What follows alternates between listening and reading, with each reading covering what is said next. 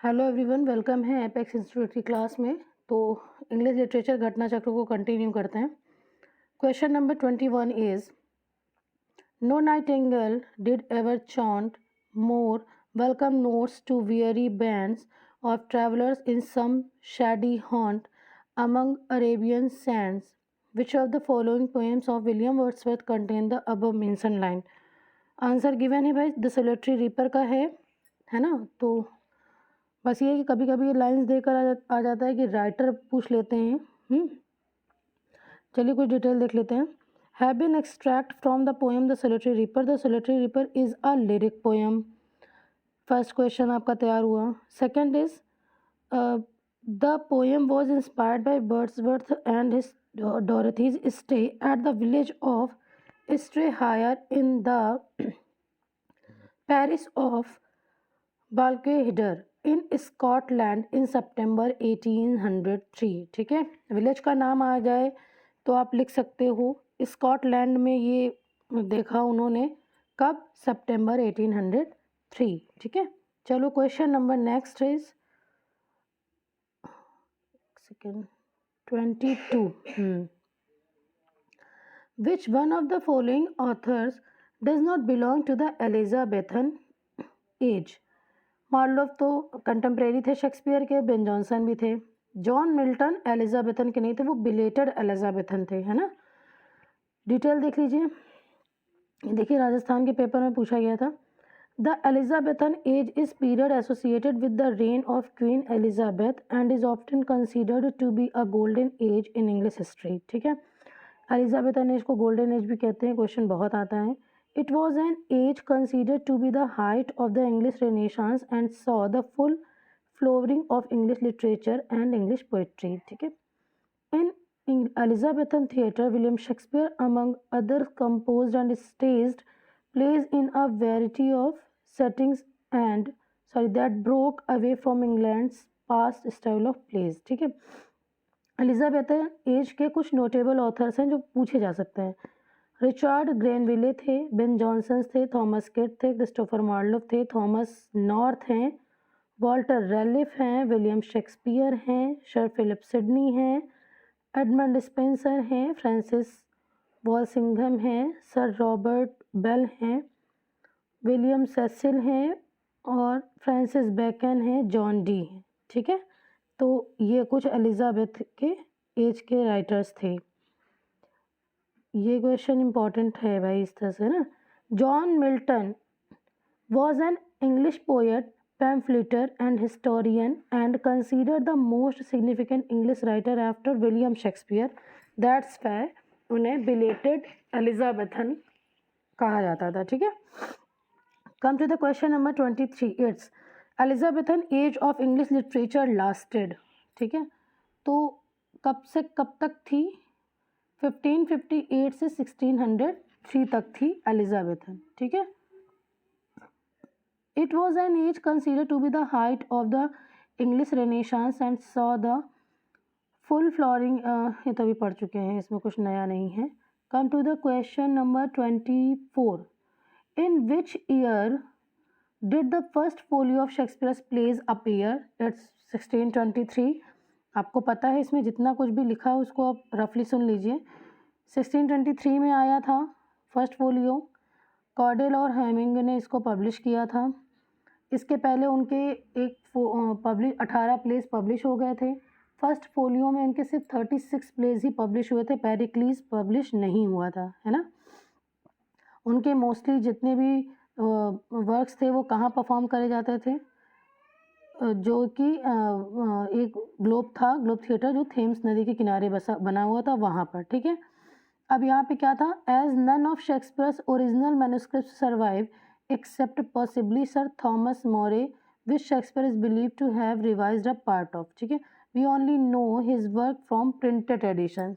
हम उनके वर्क को प्रिंटेड एडिशन से ही जानते हैं। ठीक, चलो आ जाओ question number 25।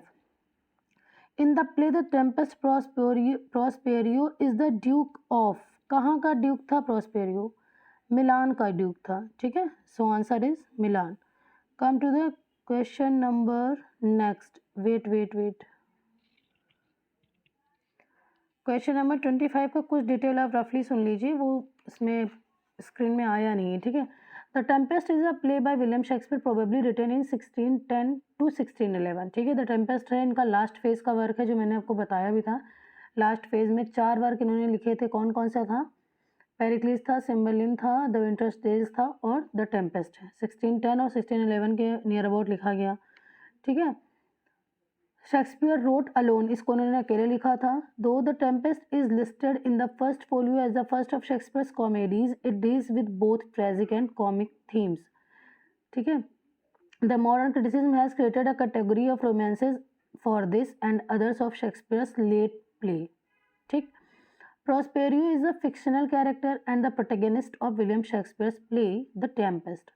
Prospero the Tempest का protagonist था, यानी हीरो कैरेक्टर कह सकते हैं।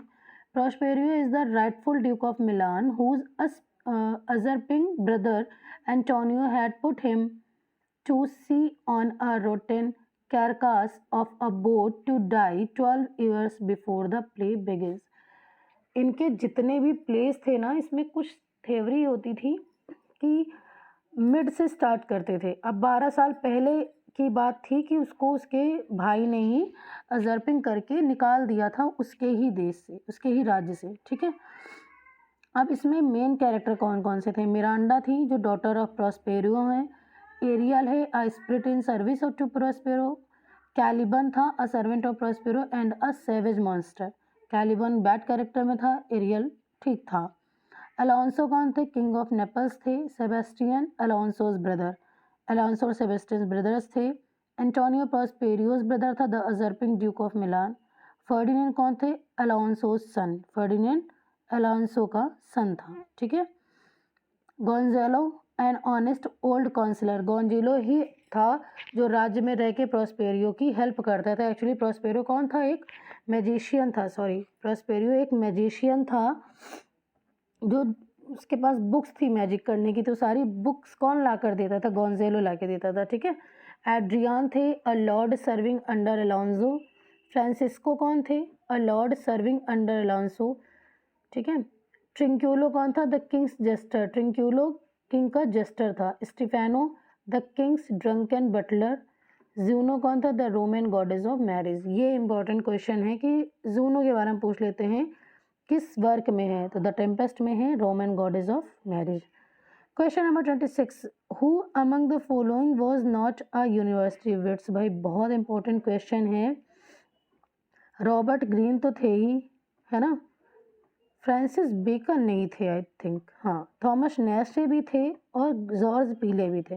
डिटेल देख लीजिए, बहुत important. The university wits is a phrase used to name a group of late 16th century English playwright and pamphleteers who were educated at the University, Oxford or Cambridge and became popular secular writers. ये कैसे popular थे? क्योंकि ये secular writers थे, ठीक है, 16th century में थे।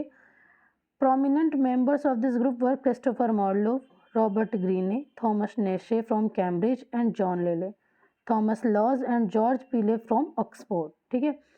अब थॉमस लॉज और जॉर्ज पीले कहाँ से थे? ऑक्सफोर्ड से थे, और बाकी जितने जितने थे वो कैम्ब्रिज के थे। Thomas Kyd is also sometimes included in the group, though he is not believe to have studied at any of the mentioned university.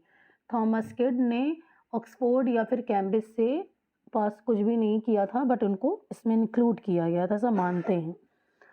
Question number 27, there is a soul of goodness in things evil, would men observingly distill it out? Who has written it? ठीक है, William Shakespeare ने इसको लिखा है। ये William Shakespeare ने लिखा है, इसको कहाँ लिखा है देखिए।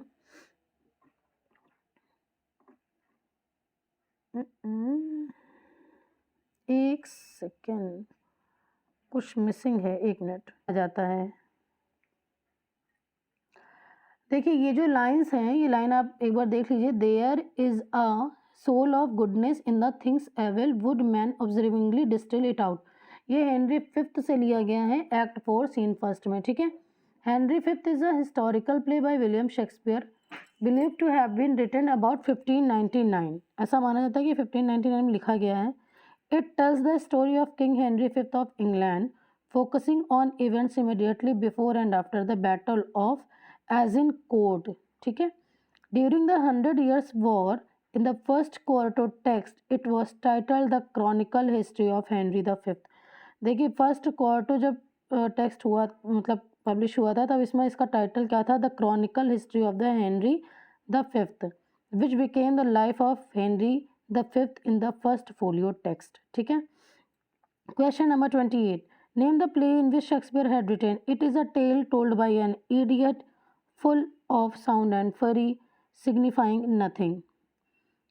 तो बहुत सब लोगों को रटा होगा, ये मैकबेथ में है ये चीज़. ठीक है. देखिए जीआईसी में पूछा गया उत्तराखंड के. Shakespeare had written the given lines in his play Macbeth. Macbeth is a tragedy by William Shakespeare. It is thought to have been first performed in 1606. देखिए जो डेट्स बताई जा रही हैं ना इनको आप कहीं लिख लीजिए, ऐसे रफली आप सुनोगे और याद हो जाइए, पॉसिबल नहीं है. ठीक है. It dramatized the damaging physical and psychological effects of the political ambition on those who seek power for its own sake. ठीक है. अब इसमें कुछ इंपॉर्टेंट नहीं है. It was first publish in the folio of 1623 और ये शॉर्टेस्ट ट्रेजेडी है. ठीक है. Question number 29 is from whom did Francis Bacon derive his concept of AC. Thomas Nashe, Sidney, Montaigne या फिर जॉन लिले. ठीक है. मतलब फ्रांसिस बेकन ने जो कॉन्सेप्ट AC का लिया वो किससे लिया.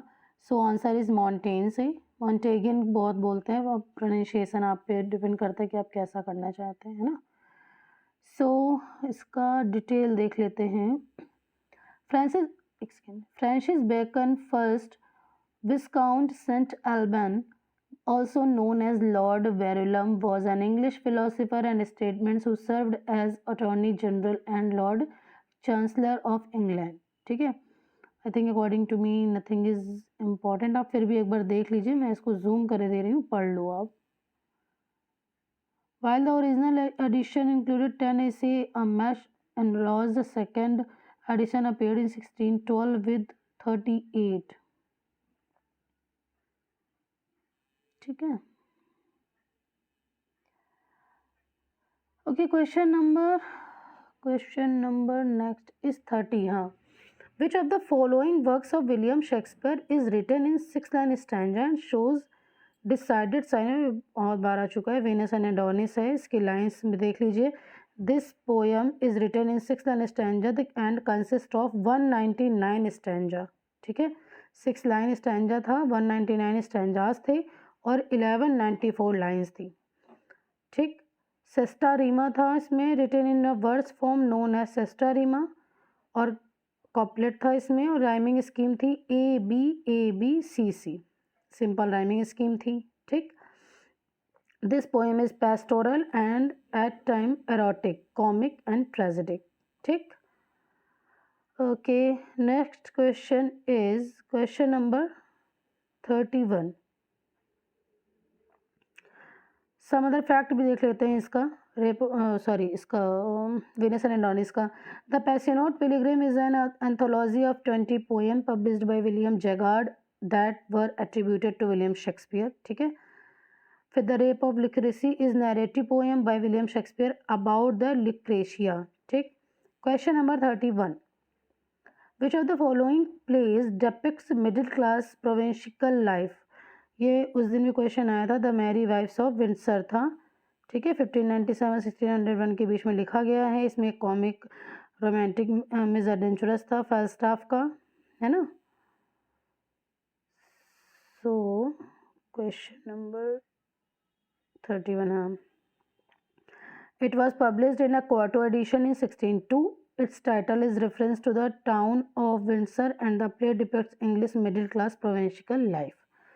ये एकलौता इनका वर्क था जो मिडिल क्लास से रिलेट था. तो the merry wives of Windsor. ठीक है. Come to the question number 32. एक सेकेंड थोड़ा सा. Question number 32. Which of the following pairs is mismatched. ठीक है. सो हैमलेट 1602 करेक्ट है. ट्वेल्थ नाइट 1601 ये भी सही है. द टेम्पेस्ट 1611 ये भी सही भी बताया. सिम्बलिन 1608 नहीं है. Cymbeline or the Tragedy of Cymbeline is a play by William Shakespeare based on legends and formed part of the matter of Britain concerning the early Celtic British king Cunobeline. The play was certainly produced in 1611. ठीक है. Okay, question number 33. Question number 33. Which of the following is not a title to a play written by William Shakespeare? Henry sixth है, Henry eighth भी लिखा है, Henry fourth भी लिखा है, but Henry seventh उन्होंने नहीं लिखा है ना. उनकी सीरीज में हेनरी सेवन्थ नहीं था. Henry seventh is not Henry VII is not a title for a play written by William Shakespeare. Henry VI is a series of 3 histories plays set during the lifetime of King Henry VI of England. Henry IV is a history play believed to be written in 1597. Henry VIII is a collaborative history play written by William Shakespeare and John Fletcher on the life of King Henry VIII of England.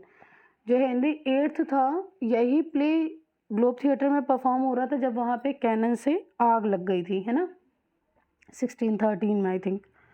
Question number 34. Shakespeare's popular play merchant of Venice belongs to which of the following literary form? Merchant of Venice किस literary form से belong करता है? Comedy था, romance था, tragicomedy थी, history play था. भाई ये ट्रेजी कॉमेडी था. ठीक है. Okay, The Merchant of Venice is a tragicomedy in 5 acts by William Shakespeare, written in 1597 and published in quarto edition in 1600. Merchant of Venice 96-97 में लिखा गया और क्वार्टो एडिशन 1600 में पब्लिश हुआ. ठीक है. Come to the next.